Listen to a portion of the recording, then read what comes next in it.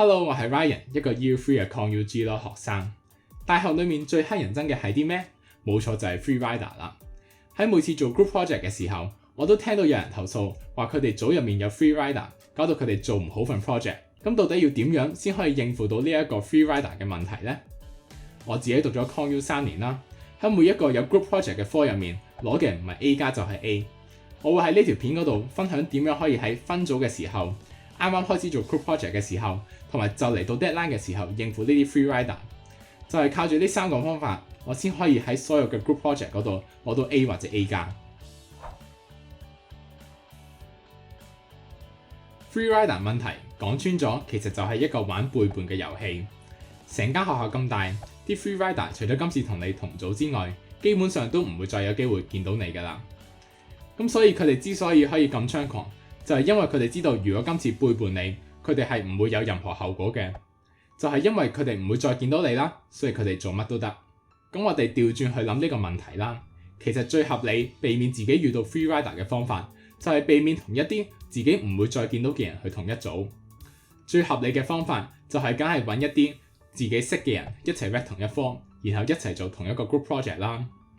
不過如果你咁唔好彩 rec 唔到同一科嘅話，都唔係冇方法嘅。分組嘅時候，試下揾一啲同自己相同 major 嘅人同一組，咁就可以避免自己遇到一啲唔會再相見嘅人啦。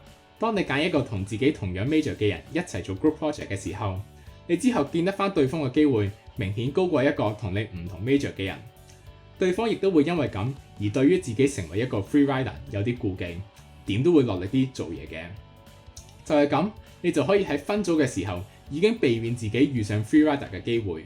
我就係靠住呢個方法去避免自己遇上 free rider。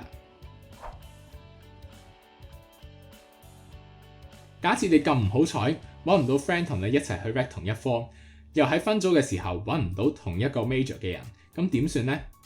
喺呢啲時候，你就要喺開始做 group project 嘅時候已經要避免 free rider 嘅出現啦。有啲人會喺 group project 開始嘅時候 set 定一啲 internal deadline 去逼大家做嘢啦。咁我自己都覺得有用嘅。始終有一個 internal deadline， 點都可以提到大家去做嘢。不過對於一個 free rider 嚟講，區一個 internal deadline 係叫唔到佢哋做嘢嘅。咁所以我覺得 on top of internal deadline， 我哋有多少少嘢可以做去避免 free rider 嘅出現。例如你 set 咗一個 internal deadline， 你都可以喺 group 嘅 chat 入面主動匯報自己做咗啲咩。例如我已經做咗乜乜乜嘅 research 啊，或者我自己已經寫咗幾多段嘅嘢咁。呢一啲就會係一啲 soft 啲嘅提 group 嚟做嘢嘅方法。你甚至可以喺 internal deadline 之前嗰日做好你自己嗰 part， 然後同 groupmate 匯報。呢一啲方法都可以對潛在嘅 free rider 造成無形嘅壓力，通常都會逼到佢哋去做嘢嘅。不過如果去到一啲好極端嘅例子啦，即係你已經 feel 到個 free rider 基本上唔會再做嘢嘅話，頭先嗰啲 soft 啲嘅方法就唔會有用啦。如果我遇到呢啲情況，我通常就會以傾 project 為名，約一個開 cam 嘅 video call 啦。咁大家一齊花1-2個鐘嘅時間一齊推進 project 嘅進度。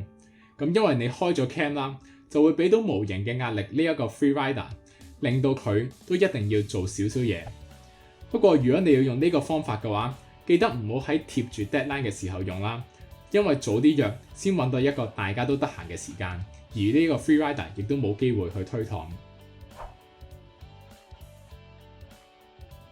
如果你真係咁唔好彩，用晒頭先啲方法都仲係遇上 free rider 嘅話，咁可以做啲咩呢？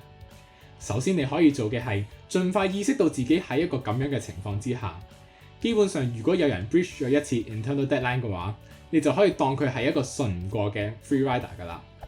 咁喺呢啲情況下，你就要不斷 mon 住佢嘅 progress 啊，然後多啲問佢自己做成點，同埋幾時會做。咁樣你就可以俾多啲嘅壓力佢，避免佢自己真係成為一個 free rider。當一個 free rider 再錯過多次 internal deadline 嘅話，你就唔可以再俾機會佢㗎啦。你亦都唔可以同自己講話，如果幾多個鐘之內佢唔覆，你就打俾佢。基本上你即刻打俾佢咧，都係冇錯嘅。喺呢一啲咁極端嘅情況之下，你可以做嘅嘢就只能夠不斷去逼佢。你唔可以再俾機會自己，亦都唔可以再俾機會對面。一定要爭取每一秒、每一分鐘嘅時間。如果你逼到佢嘅話，咁當然係好啦。如果逼唔到佢嘅話，就需要自己盡快去執手尾，抄低你自己幾時揾過佢 ，send 過幾多封 email 或者 send 過幾多個 message，然後寫低佢揾 professor report 啦。嗱，不過講就咁講啦，我自己咧其實係未需要喺 group project 入面用到最尾呢個 step 嘅。可能 Con U 入面啲人都算正常啦，喺分好晒工之後，大家都會做翻自己個 part，大致上都唔會有問題出現嘅。就係咁，我先可以喺所有嘅 group project 入面攞嘅唔係 A 加就係 A。如果你覺得呢條片幫到你，歡迎 like 同 subscribe 啦，亦都可以 follow 埋我嘅 Instagram。我近期亦都開咗一個 Telegram 嘅 channel， 裏面會 post 一啲 behind the scenes 同埋我每個禮拜嘅 newsletter。如果有興趣嘅都可以撳埋下面嘅 link 去 subscribe。我哋下條片見啦，拜拜。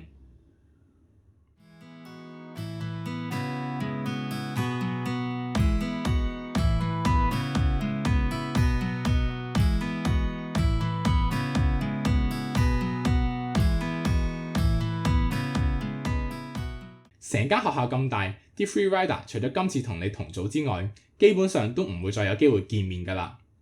啲 free rider 之所以